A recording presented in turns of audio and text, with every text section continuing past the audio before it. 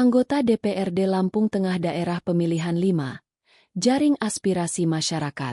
Dalam reses tahap 2 masa sidang kedua tahun 2025 hari pertama di Kelurahan Bandar Jaya Barat Kecamatan Terbanggi Besar, reses tahap 2 masa sidang kedua tahun 2025 tersebut dihadiri 10 anggota DPRD Lampung Tengah, yaitu Luken Velario, Haji Firdaus Ali, Wayan Eka Mahendra, Julius Heri Susanto, Victorius Beni Wibisono, Pertertasio Syaifuddin Rizani, Andi Wijaya, Jauhari Subing dan Rila Setiarini. Adapun perwakilan dari warga masyarakat yang hadir yaitu para RW dan RT, tokoh masyarakat, tokoh agama dan tokoh pemuda. Diawali dengan menyanyikan lagu Indonesia Raya dan Mars Lampung Tengah membuat semakin hikmatnya pelaksanaan reses anggota DPRD Lampung Tengah. Rombongan para wakil rakyat itu berharap melalui kegiatan ini, masyarakat dapat memberikan aspirasinya kepada para wakil rakyat khususnya dari Dapil 5, dan berharap kepada masyarakat yang hadirin bisa menyampaikan keluh kesahnya. Selanjutnya, reses diisi dengan tanya jawab antara masyarakat dengan para anggota dewan. Menyikapi keluhan masyarakat tersebut, anggota DPRD Lampung Tengah Daerah Pemilihan 5 akan berupaya menyelesaikan semua harapan dan aspirasi masyarakat.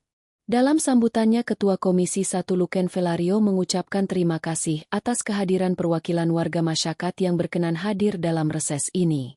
Luken menjelaskan tujuan diselenggarakannya reses ini adalah menampung apa yang menjadi aspirasi warga masyarakat yang nantinya akan diperjuangkan di tingkat kabupaten.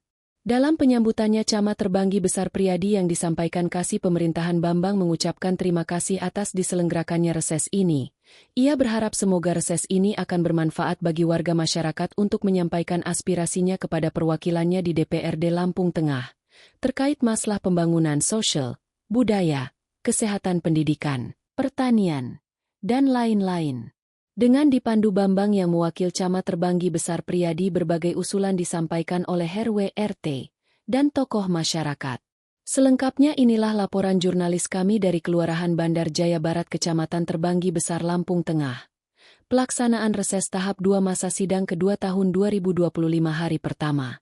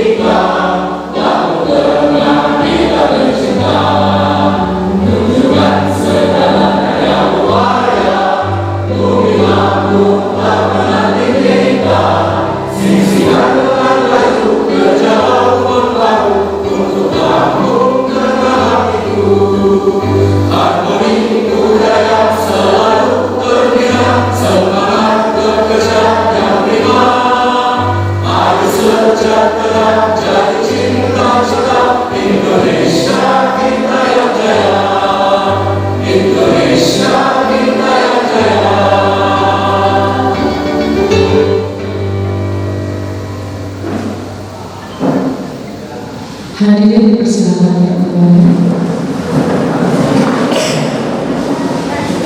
Yang saya hormati Lurah Bandar Jaya Barat, yang saya hormati kepala-kepala lingkungan yang ada di Bandar Jaya Barat, yang saya hormati teman-teman anggota DPRD yang hadir, dan yang saya sayangi tokoh-tokoh masyarakat, tokoh-tokoh agama yang hadir pada hari ini. Sebelumnya izinkan saya mewakili ini, dan jelas saya harap bahwa pada acara hari ini acara bisa terlaksana dengan lancar. Bapak-bapak dan ibu-ibu yang ada di sini bisa mensuarakan apa yang ingin disuarakan kepada kami. Mungkin sedikit banyaknya itu yang bisa saya sampaikan. Saya ucapkan terima kasih. Wassalamualaikum warahmatullahi wabarakatuh. Yang telah memberikan kesempatan kepada saya sebagai moderator dalam acara memandu pembukaan reses tahap kedua ini. Baiklah, untuk sesi yang pertama kita buka 3 pertanyaan saja, karena kalau terlalu banyak di penjelasannya nanti nggak nyambung. Jadi silakan Bapak Ibu dari SD, Kaling, RW ataupun dari mana khusus silakan yang ingin bertanya. Kami buka pertanyaan termin pertama. Silakan. Ya silakan Bapak. Dari Bapak Ali RW 2. Ya.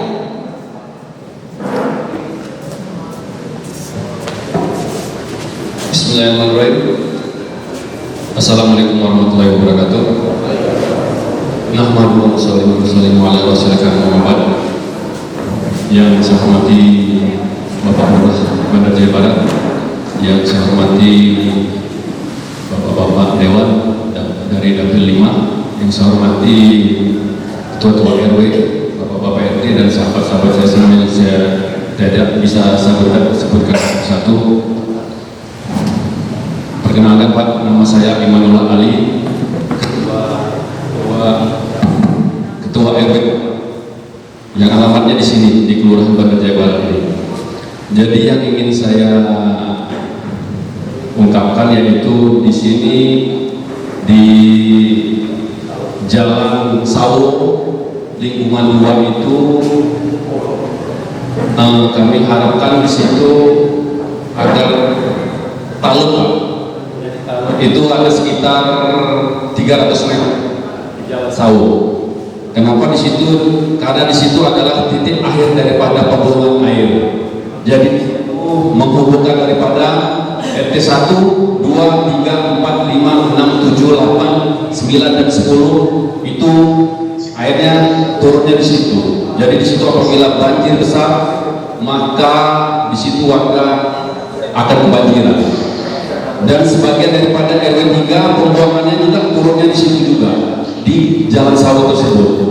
Yang kedua, gorong-gorong yang ada di Jalan Sawo itu tidak ada gorong-gorong. Jadi kalau kita bagi 2, kita luruskan, insya Allah untuk mengurangi daripada kebanjiran. Mungkin itu saja yang bisa saya sampaikan. Mohon kepada Bapak-Bapak Dewan agar bisa daripada aspirasi kami ini bisa terwujud. Demikian. Assalamualaikum warahmatullahi wabarakatuh. Terima kasih atas pertanyaannya Pak Imanullah RW 1. Selanjutnya pertanyaan kedua Bapak ini Haji, silakan.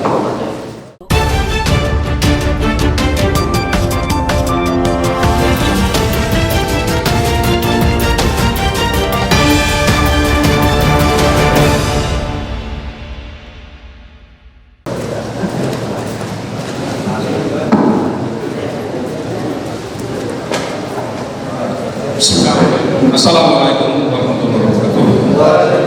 Bapak Ibu Dewan yang kami muliakan, Lurah, Bapak Camat, ini Bapak RW, kawan Bapak RW di Kampung Bandar Barat, Bapak RT, Ibu RT yang diundang oleh serta tokoh masyarakat, terutama tokoh. Di sini saya sebagai tokoh dari masyarakat. Saya nama Samsudin Pak. Ini mengusulkan itu tadi untuk kata Pak RT RW bahwasannya banjir di lingkungan 2 ini tidak besar. Bila mana itu melebihi dari 4 jam lakukan ini karena pol dan ternyata air setinggi hampir 40 cm. Di dekat jadar sampai ke kapal. Itu pernah saya bagus sebagai ketua lingkungan untuk mengumpulkan sodetan di Jalan Agung ke arah Gang Libas dan membuat drainase sepanjang kurang 100 sampai 120 meter agar supaya untuk hulu daripada kebanjiran ini cepat teratasi. Kalau hujan sebagaimana juga bisa cepat meredah. Itu yang pertama. Yang kedua, orang-orang yang di lingkungan 2 ini pada agak memper. Jadi solusinya bisa jadi saya lihat di TikTok itu bagaimana cara membersihkan gorong-gorong itu pakai bambu bekas Pak, ditarik pakai seling, atau pakai mobil itu bisa jebol, jadi itu bisa lancar. Dan ketiga saya masukkan juga di gang meninjau itu tiang listrik belum ada, itu kemarin Bapak supaya diajukan mereka disingkat. Yang terakhir, mungkin usulan kami ini warga ini untuk membuat sertifikat masalah agar supaya mereka bisa. Itu aja. Terima kasih. Assalamualaikum warahmatullahi wabarakatuh. Terima kasih Pak Adi Sobat, silakan Pak Sobat. Silakan Pak Adi.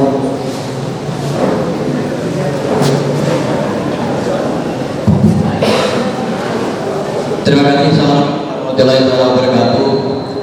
Bapak anggota Dewan yang terhormat, kalau usulan sudah ada di dalam belangko yang sudah disiapkan, tapi ini selaku warga Bandar ya, dan perkenalkan nama saya Jack, RT 08 lingkungan 1 atau RW 1. Kalau beberapa tahun yang lalu Bandar Jaya ini terkenal dengan daerah macet. Diprediksi ketika ada lingkar barat, ada tol, harapannya bebas dari macet. Tapi perubahannya tidak signifikan. Terus yang kedua, Bandar Jaya dan sekitarnya ini adalah wajah ibu kota yang lintas Sumatera hampir 99% lewat sini. Untuk itu bagaimana untuk menciptakan bahwa Bandar Jaya dan sekitarnya ibu kota kabupaten itu indah. Banjir juga belum engkang dari Bandar Jaya, selain macet, banjir, dan beberapa waktu yang lalu pernah ada rencana pelebaran jalan lingkar barat belum tembus, dibantu tol juga belum banyak membantu tentang kemacetan Bandar Jaya ini. Nah, artinya begini Bapak anggota Dewan yang bermampu jam ini kebijakan, pada saat macet, nunggu macet, ada yang dipandang indah kota Bandar Jaya itu, apalagi kalau malam lampunya sudah dipasang, tapi juga sebagian sudah mati dan agak gelap.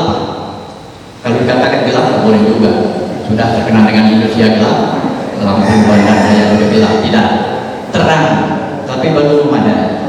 Mungkin itu untuk kita semua, khususnya anggota Dewan yang terhormat. Terima kasih. Assalamualaikum warahmatullahi wabarakatuh. Cukup Departemen kedua Pak. Terima kasih atas 3 pertanyaan yang telah diajukan. Mohon kepada Bapak Dewan sekalian yang terhormat yang membidangi untuk penjelasan pencerahannya kepada masyarakat. Terima kasih.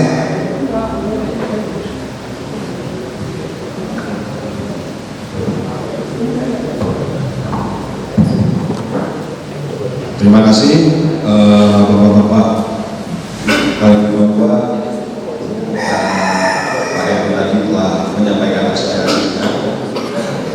Tadi saya bisa catat di Jalan Sawo ya, ada kalung dan orang untuk mengirim message. Ya, aku boleh nanya sedikit nggak? Itu memang timpahan dari semua RTL itu ayat sudah semua itu. Hampir 10 RT, bahkan lingkungan kita ada berapa RT, ada sekitar kalau digabung ada 13-14 RT tumpah di situ. Jadi itu kalau hujan emang pasti banjir. Iya, itu benar dan tahu sama gorong-gorong dibantu jadi ngebagi dia. Gorong berapa di sana? Nggak ada di situ gorong-gorong. Kalau dia diluluskan ngebagi di sana ada tadi. Saya banyak dewan-dewan di yang bisa membantu di sini. Dan saya ada Pak Setio, insya Allah akan kami perjuangkan juga. Dan ini yang kedua tadi dari mana saya ada pembersihan PNS ya. Jalan apa? Bukan apa itu ya? Jalan apa? Rumah saya sendiri malah itu. Saya tinggal di sana. Ya, oke, nanti ini juga akan kami sampaikan dan akan kami perjuangkan juga. Terus yang ketiga tadi dari Pak RT ya. Oh, Pak RT 08 ya.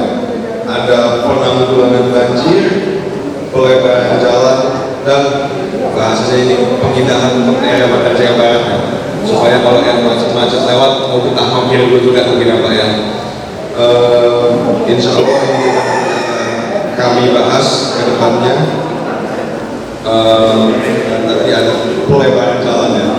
Mungkin kalau untuk pelebaran jalan ini butuh diskusi yang agak berbeda lagi dengan yang lain karena itu butuh tanah juga pelebarannya dan mungkin itu sedikit banyaknya yang disampaikan Bapak Ibu tadi di sini insya Allah akan kami perjuangkan dan akan kami diskusikan lagi dengan penanti. Doakan ini bisa berjalan dengan mulus dan lancar dan bisa kami nyatakan dan bisa kami realisasikan ke depannya. Dari yang lain mungkin masih ada yang lain? Mungkin yang bertanya tadi masih ada tambahan nih.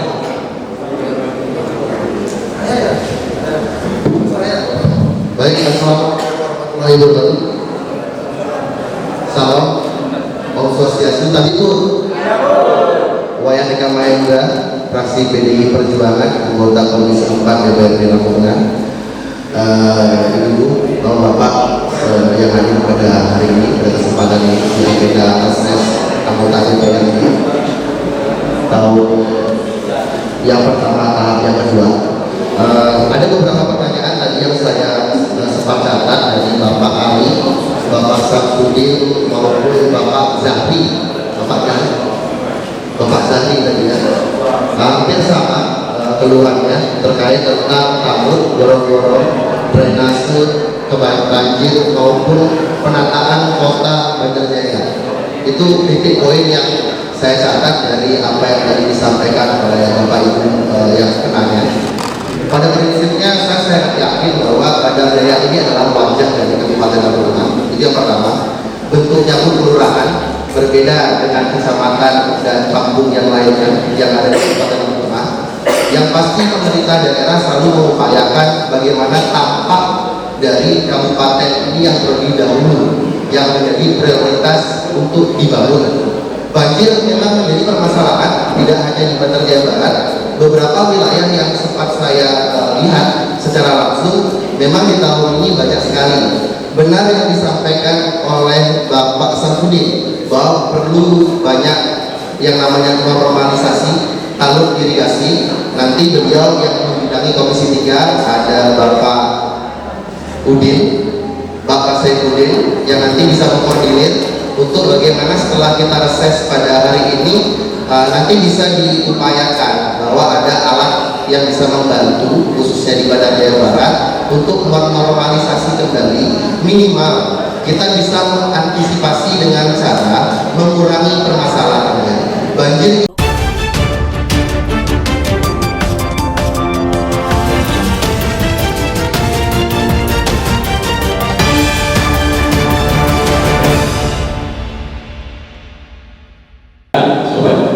lebar kami dalam memberikan usulan. Jadi sudah sesuai lembaran yang kami terima pada waktu datang hadir. Jadi kami tulis di situ aspirasi kami karena di situ ada fisik, ada non fisik. Jadi saya tulis semua. Kemudian yang kami harapkan bapak-bapak anggota dewan yang terhormat. Jadi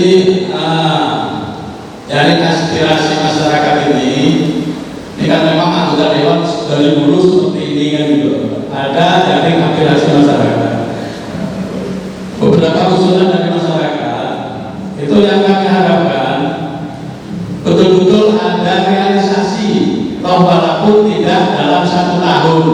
Karena saya yakin anggaran di Kabupaten Lampung Tengah kan untuk 5 tahun, kan gitu.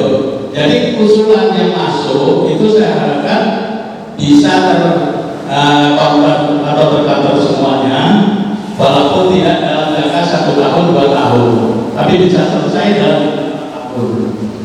Karena kami mengikuti jaringan generasi seperti ini, itu beberapa kali ada anggota dewan yang menggebu-gebu menyampaikan bahwa kami selesaikan dalam jangka dari tahun ini sampai tahun ini hanya 3 tahun.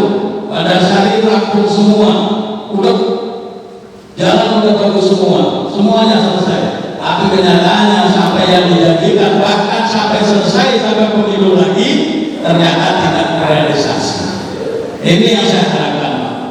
Jadi bukan usulan yang terlalu banyak, tapi betul-betul dorongan dari bapak-bapak sebagai aspirasi kami sampai ke dinas-dinas terkait.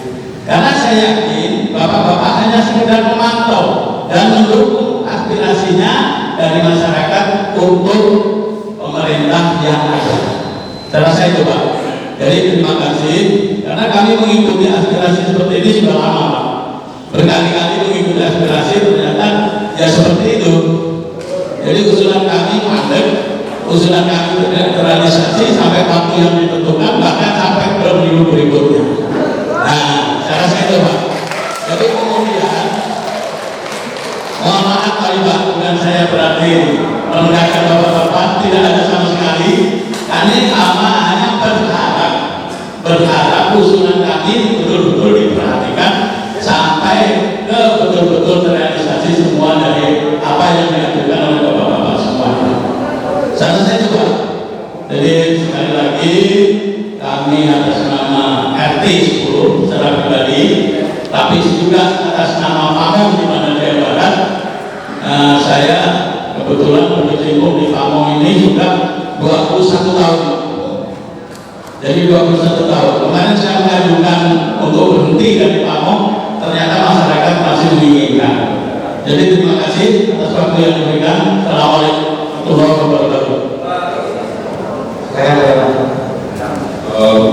Dari tadi mungkin bapak-bapaknya sudah menyampaikan, tadi saya lihat di belakang ada ibu-ibu juga mungkin yang ingin menyampaikan aspirasi, tapi mungkin yang di belakang banyak yang kita lihat mungkin ya. Mungkin tadi di belakang dari ibu-ibunya ada yang ingin disampaikan Bu? Masuk depan. Ya.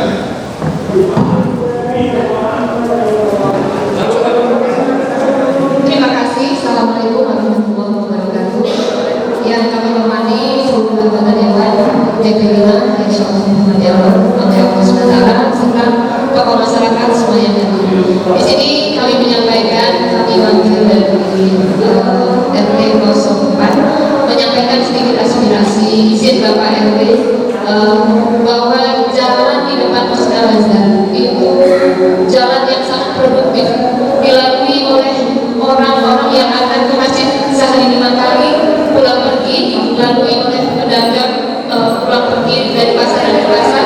Itu sangat aktif jalan di depan itu. Cuman itu jalannya sangat rusak. Walaupun itu gang, tapi sangat produktif untuk dilalui untuk masyarakat di sekitarnya. Kami harap pihak anggota Dewan bisa memfasilitasi, menyambungkan aspirasi kami agar jalan kami tersebut dapat perhatian dan kalau bisa diperbaiki. Depan Masjid Al-Azhar sekali. Kalau panjangnya nggak panjang sekali, kurang lebih 150 sampai 200. Jadi alangkah sayangnya di tempat-tempat lain kami lihat itu sudah ada perbaikan-perbaikan, tempat kami dari dulu belum ada perbaikan. Mohon jadi perhatian. Terima kasih. Assalamualaikum warahmatullahi wabarakatuh. Ya silakan Pak Dewan bertanya.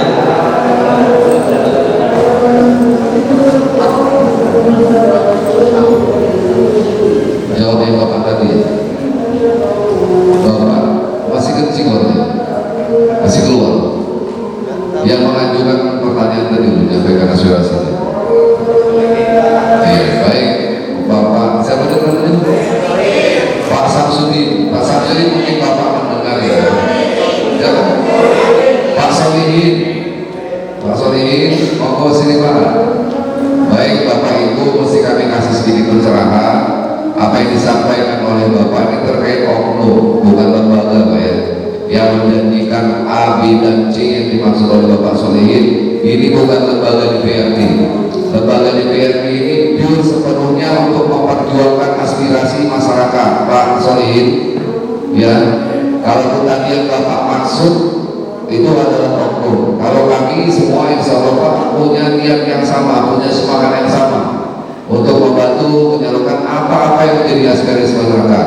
Kemudian perlu kita pahami semua, tadi yang Bapak maksud bahwa anggota DPRD hanya mendorong hanya apa aspirasi masyarakat. Saya luruskan di situ.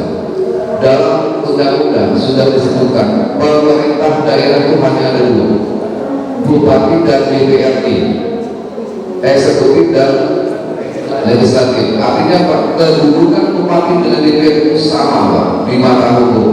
Kedudukan kita yang sama. Bupati sebagai pengguna anggaran, kita DPRD adalah pengesahan anggaran. Pihak eksekutif mengajukan yang namanya RAPBD, Rancangan Anggaran Pendapatan Belanja Daerah. Pak Bupati eksekutif mengajukan kepada kita, kepada legislatif, untuk duduk bersama membahas semua apa yang menjadi usulan disesuaikan dengan kemampuan daerah kita. Jadi DPRD posisinya sangat vital di situ. Kalau nggak bisa karena APBD oleh DPRD, apa bisa berjalan ke bawah negara? Pemerintah pusat itu pasti akan nggak bakal dikucurkan anggaran itu. Makanya harus bersinergi antara pemerintah daerah dengan DPRD. Ya Pak ya, Bapak masih paham juga. Jadi kita bukan hanya sekedar mendorong, kita bisa ada kebijakan juga di situ terkait anggaran yang diusulkan oleh pihak eksekutif. Pokoknya Bapak sabar aja, Bapak nggak usah a priori terkait apa yang Bapak sebutkan tadi. Kami mohon itu oknum. Kalau kami lembaga DPRD, yakinlah sudah jelas kami ada semuanya sebagai penyambung lidah rakyat untuk menyampaikan aspirasi masyarakat ke pemerintah daerah yang menggunakan peran kami, fungsi kami di lembaga DPRD sebagai yang pertama pengawasan Pak. Kinerja pemerintah itu diawasi oleh kami. Itu pun yang melekat pada kami negara yang memberikan dalam perintah undang-undang.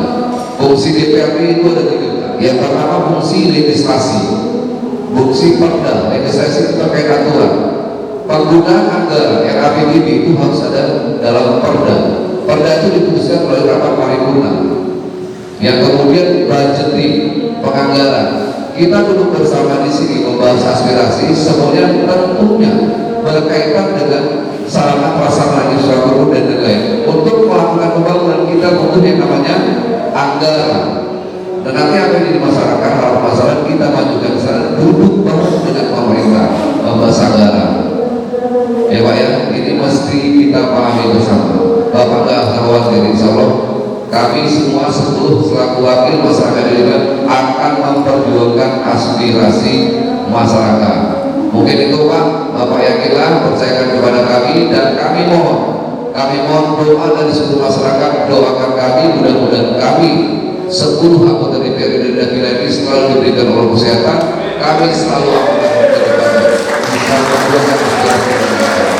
mungkin itu yang dari kami sebagai kata penutup. Kalaupun ada di antara kami kurang pas penempatan bahasanya, kalau kata-kata kami yang menyinggung perasaan Bapak Ibu dari lubuk hati kami adalah kami mohon dimaafkan.